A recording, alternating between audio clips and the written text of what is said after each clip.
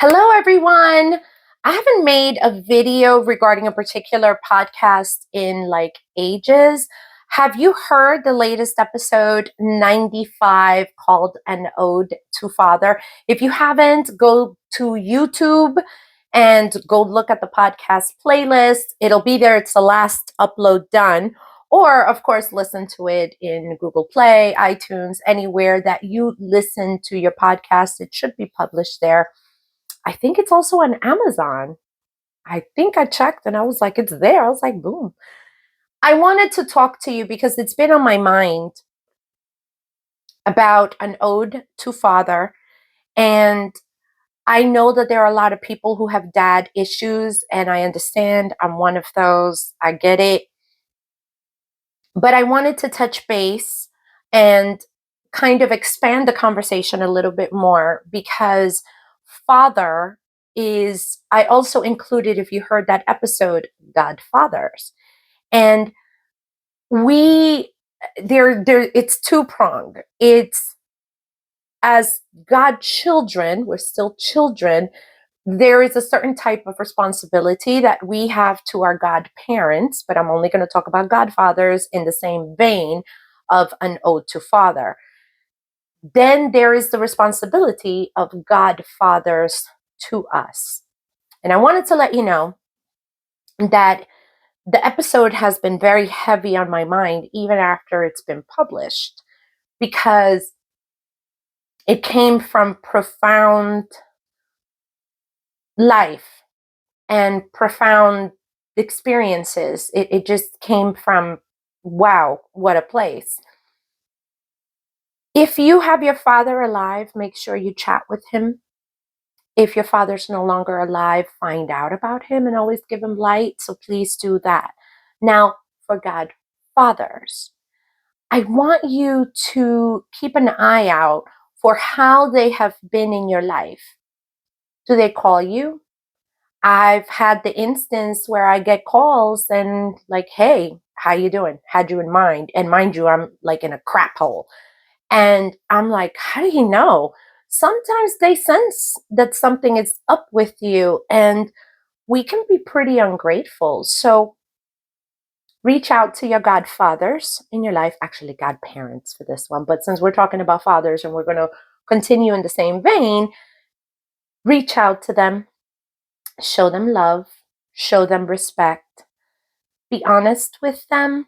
So if you stole that cookie from the cookie jar and the egg went told on you, just be honest. Hey, I ate the cookie. I really wanted a cookie and I ate it. If you are a person who likes to handle their own business, understand that godparents are there for a reason. They're not holding your hand on every step of your life like you would do with, your toddler, up to like a certain age. They're not there for that. But they are there to hold your hand in the spiritual world so that you can begin to move from one place to the other. Having said that, look out for the following. If a godparent, male or female, tries to guilt you into doing something, whether it be acute guilt or a heavy guilt, that's a red flag. So I know somebody very, very well who would always tell the godchildren when his birthday was. And gifts began to appear for his birthday. And gifts began to appear for Christmas. I've spoken to several priests about this, and the consensus is you give what you can. It shouldn't be a must. The only thing you are responsible for are your religious duties. Let's talk Cariocha. So if you have a godfather in Ocha, initiated into the Orisha realm, let's say he's Omo Obatala, right? The only thing you are responsible for is to be there for his Ocha anniversary. And maybe if your godfather does something for Obatala days, do that. That is the only must, nothing else. Now, of course, if he does events, you should come. There should never be something that is mandatory. As I am speaking to different priests within our structure, nothing is mandatory other than that. So interesting. Everybody knows I have a godfather and Ifa. Ding, ding, ding, ding, ding. The only thing I am responsible for is Orula Day. Not even the day he was made into Ifa. Just Orumila Day, October 4th. The end. Nothing else.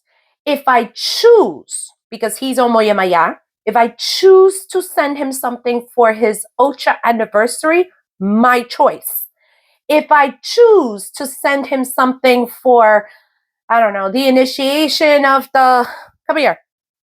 Let's see. If I choose to send him something for the initiation of the fluffy mutts, then I do that. But nothing like that should be mandatory.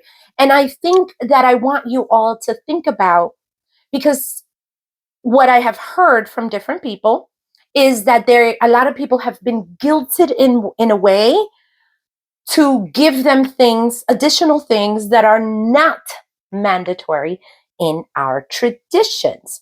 So if you want to, for example, my godfather, earphones, it has a birthday on July 21st, I could send him a little something or a card to acknowledge his birthday. My choice. Should never be mandatory. If Christmas comes and you are able to and you want to send him a little something, your choice, not mandatory. I hope that people are going to start having discussions on what exactly your responsibilities are in order for you to have a successful godparent and godchild relationship. Because asking probing questions, asking questions of what is expected, what can I do, those things do tie in, but I don't want folks to be tricked into, manipulated into, forced into, felt guilty about, guilted into doing things that are not necessary for the Orisha traditions. I wanted to make a quick video about that because I was thinking about it as I am crafting more content coming up. Let me know what you think in the comments below. I am going to be looking and reading, and I wanted to tell you all, love you. Have a great day.